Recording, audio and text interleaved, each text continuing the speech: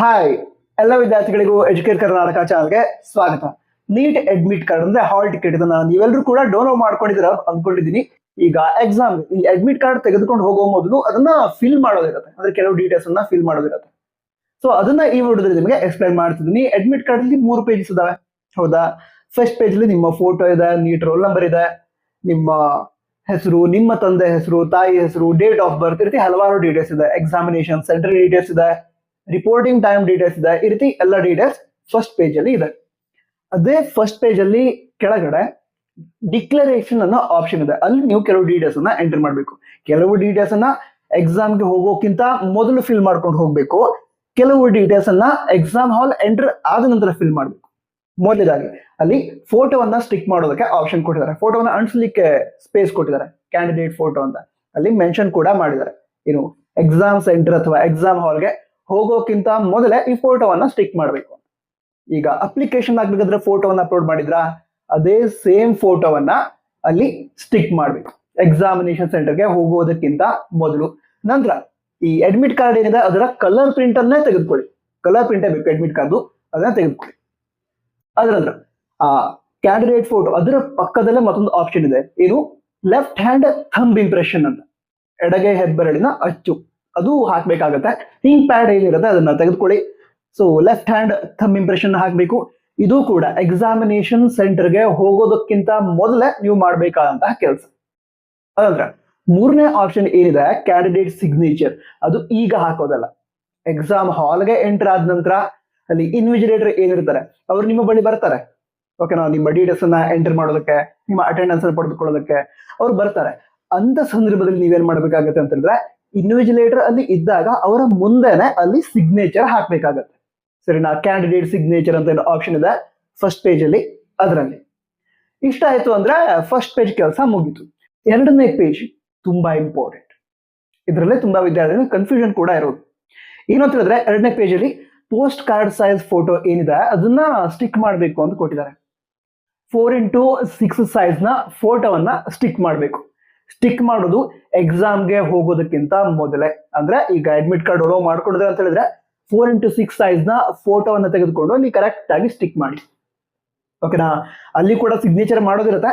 ನಾನು ನಿಮ್ಗೆ ಕೊಡೋ ಸಜೆಷನ್ ಅಂತ ಹೇಳಿದ್ರೆ, ಫೋಟೋ ಸ್ಟಿಕ್ ಮಾಡಿ ಇಟ್ಕೊಂಡಿರಿ. ಎಕ್ಸಾಮ್ ಹಾಲ್ಗೆ ಅಥವಾ ಎಕ್ಸಾಮಿನೇಷನ್ ಸೆಂಟರ್ಗೆ ಹೋದ ನಂತರ ಇನ್ವಿಜಿಲೇಟರ್ ಇರ್ತಾರಲ್ವಾ, ಆವಾಗಲೇ ಅಲ್ಲಿ ಸಿಗ್ನೇಚರ್ ಮಾಡಿ. ಓಕೆನಾ?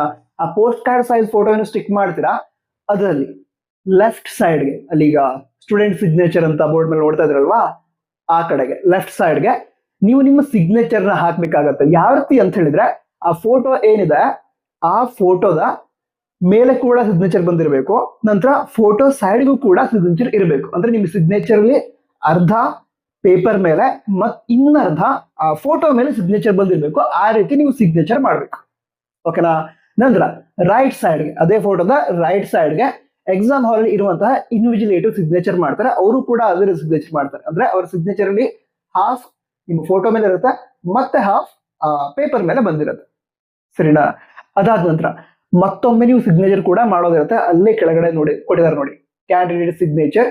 ಇನ್ವಿಜಿಲೇಟರ್ ಇರ್ಬೇಕಾದ್ರೇನೆ ಸಿಗ್ನೇಚರ್ ಮಾಡಬೇಕು ಅಂತ ಮೆನ್ಷನ್ ಮಾಡಿದ್ದಾರೆ. ಸರಿನಾ? ಅಲ್ಲಿ ಸಿಗ್ನೇಚರ್ ಹಾಕ್ಬೇಕಾಗತ್ತೆ. ಇದಿಷ್ಟ ಆಯ್ತು ಅಂತ ಹೇಳಿದ್ರೆ ಈ ಅಡ್ಮಿಟ್ ಕಾರ್ಡ್ ಅನ್ನ ಫಿಲ್ ಮಾಡುವಂತಹ ಕೆಲಸ ಆದ ರೀತಿ. ಈಗ ಎಕ್ಸಾಮ್ಗೆ ಹೋಗ್ಬೇಕಾದ್ರೂ ಕೂಡ ತುಂಬಾ ಕೇರ್ಫುಲ್ ಆಗಿ ಹೋಗ್ಬೇಕು. ಡ್ರೆಸ್ ಕೋಡ್ ಏನಿದೆ ಅದನ್ನು ತುಂಬಾ ಸ್ಟ್ರಿಕ್ಟ್ ಆಗಿ ಫಾಲೋ ಮಾಡ್ಬೇಕಾಗತ್ತೆ. ನೀಟಲ್ಲಿ KCET ಅಲ್ಲಿ ಏನು ರೂಲ್ಸ್ ಇತ್ತು ಅದಕ್ಕಿಂತ ತುಂಬಾ ಸ್ಟ್ರಿಕ್ಟ್ ರೂಲ್ಸ್ ಇರುತ್ತೆ. ಹಾಗೆ ಚೆಕಿಂಗ್ ಪ್ರೊಸೆಸ್ ಕೂಡ ತುಂಬಾ ಸ್ಟ್ರಿಕ್ಟ್ ಆಗಿರುತ್ತೆ ನೀಟಲ್ಲಿ. ಓಕೆನಾ? ಅದ್ರೀಗ ಫ್ಲಾಟ್ ಸ್ಲಿಪ್ಪರ್ಸ್ ಹಾಕೊಂಡು ಹೋಗೋದಾಗಿರೋದು, ನಂತರ metallic ornaments, jewelleries not allowed, ಯಾವುದು ಕೂಡ ಅಲೌ ಇಲ್ಲ. ಈಗ KCET ಎಕ್ಸಾಮ್ ಅಲ್ಲಿ ನಿಮ್ಮ ಇಯರ್ ರಿಂಗ್ ಹಾಗೆ ನೋಸ್ ಪಿನ್ ಅದನ್ನ ನೀವು ಹಾಕೊಂಡು ಹೋಗಿದ್ರೆ ಅಲ್ಲಿ ಸ್ಟಿಕ್ಕರ್ ಅಂಟಿಸಿದ್ರು. ಓಕೆನಾ? ಪ್ಲಾಸ್ಟಿಕ್ ಸ್ಟಿಕ್ಕರ್ ರೀತಿ ಅಂಟಿಸಿ ಅದನ್ನ ಇದ್ ಮಾಡಿದ್ರು. ಬಟ್ ನೀಟಲ್ಲಿ ಹಾಗಾಗಲ್ಲ, ನಿಮ್ಗೆ ಅಲಾವೇ ಇಲ್ಲ.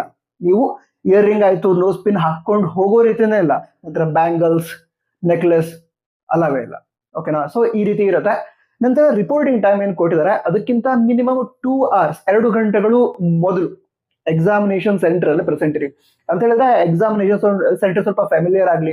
ಅದ್ರ ನಂತರ ಮತ್ತೊಂದು ಅಂತ ಹೇಳಿದ್ರೆ, ಈಗ ಎಕ್ಸಾಮಿನೇಷನ್ ಸೆಂಟರ್ ಇದು ಅಂದ್ಕೊಂಡಿರ್ತೀರಾ, ಅದರ ಪಕ್ಕದಲ್ಲೇ ಎಲ್ಲೋ ಕೆಲವೊಂದು ಎಕ್ಸಾಮಿನೇಷನ್ ಸೆಂಟರ್ ಇರುತ್ತೆ. ಹಿಂದಿನ ವರ್ಷ ಕೆಲವರಿಗೆ ಈ ರೀತಿ ಆಗಿದೆ. ಅದಕ್ಕೋಸ್ಕರ ಎಕ್ಸಾಮಿನೇಷನ್ ಸೆಂಟರ್ಗೆ ಮೊದಲೇ ಹೋಗಿ ಪ್ರೆಸೆಂಟ್ ಇದ್ದು ಕರೆಕ್ಟ್ ಆಗಿ ನೋಟ್ಸ್ ಇಟ್ಕೊಳ್ಳಿ. ಓದ್ಬೇಕು ಅಂತ ಹೇಳಿದ್ರೆ, ರಿವಿಷನ್ ಮಾಡ್ಬೇಕು ಅಂತ ಹೇಳಿದ್ರೆ ಎಕ್ಸಾಮಿನೇಷನ್ ಸೆಂಟರ್ ಹೊರಗಡೆ ನಿಂತ್ಕೊಂಡು ಸ್ವಲ್ಪ ರಿವೈಸ್ ಮಾಡಿದ್ರೆ ಮಾಡಿ, ಬಟ್ ಬೇಗ ಹೋಗಿ, ಸರಿನಾ? ಅದಂತರ water bottle, transparent water bottle ತೆಗೆದುಕೊಂಡು ಹೋಗ್ಬಹುದು. ಆಧಾರ್ ಕಾರ್ಡ್ ತೆಗೆದುಕೊಂಡು ಹೋಗ್ಲೇಬೇಕು. ಅಪ್ಡೇಟೆಡ್ ಆಧಾರ್ ಕಾರ್ಡ್ ಅಂದ್ರೆ ಬಯೋಮೆಟ್ರಿಕ್ ಬಗ್ಗೆ ನಿನ್ನೆ ನೋಟಿಫಿಕೇಶನ್ ಬಂದಿತ್ತು, ನಾನು ನಿಮ್ಗೆ ಎಕ್ಸ್ಪ್ಲೈನ್ ಮಾಡಿದ್ದೆ. ರೀಸೆಂಟ್ ಆಗಿ ಅಪ್ಡೇಟ್ ಆಗಿರುವಂತಹ ಬಯೋಮೆಟ್ರಿಕ್ ಇರುವಂತಹ ಆಧಾರ್ ಕಾರ್ಡ್ ಬೇಕು ಅಂತ.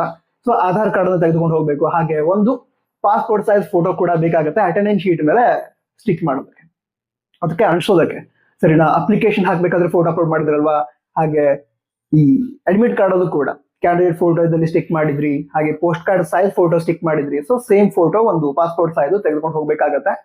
ಪೆನ್ ಅದನ್ನೆಲ್ಲ ಎಕ್ಸಾಮಿನೇಷನ್ ಹಾಲ್ ಅಲ್ಲೇ ಕೊಡ್ತಾರೆ. ಸೊ ಈ ರೀತಿ ಇರುತ್ತೆ. ಮತ್ತೆ ಡೌಟ್ ಇದ್ರೆ ಕಂಡು ತಿಳಿಸಿ. ಡ್ರೆಸ್ ಕೋಡ್ ಬಗ್ಗೆ ಡೀಟೇಲ್ ಆಗಿ ವಿಡಿಯೋ ಮಾಡಿರ್ತೀನಿ, ಸಬ್ಸ್ಕ್ರೈಬ್ ಮಾಡಿ. ನಾವು ವಾಟ್ಸಪ್ ಚಾನಲ್ ಕೂಡ ಜಾಯ್ನ್ ಆಗಿ, ಜಾಯ್ನ್ ಆಗೋ ಲಿಂಕ್ ಡಿಸ್ಕ್ರಿಪ್ಷನ್ ಇರುತ್ತೆ. All the best. ಎಕ್ಸಾಮ್ ಚೆನ್ನಾಗಿ ಆಗುತ್ತೆ. ನಂಗೆ ಗೊತ್ತು ತುಂಬಾ ಟೆನ್ಷನ್ ಮಾಡ್ಕೊಂಡಿರ್ತೀರ ಅಂತ. ಟೆನ್ಷನ್ ಮಾಡ್ಕೋಬೇಡಿ, ಕರೆಕ್ಟ್ ಆಗಿ ರಿವೈಸ್ ಮಾಡಿ ಕಾನ್ಫಿಡೆಂಟ್ ಆಗಿ ಎಕ್ಸಾಮ್ ಬರೋದಕ್ಕೆ ಹೋಗಿ. ರಿಲ್ಯಾಕ್ಸ್. All the best. ಜೈ ಹಿಂದ್. ವಂದೇ ಮಾತರಂ.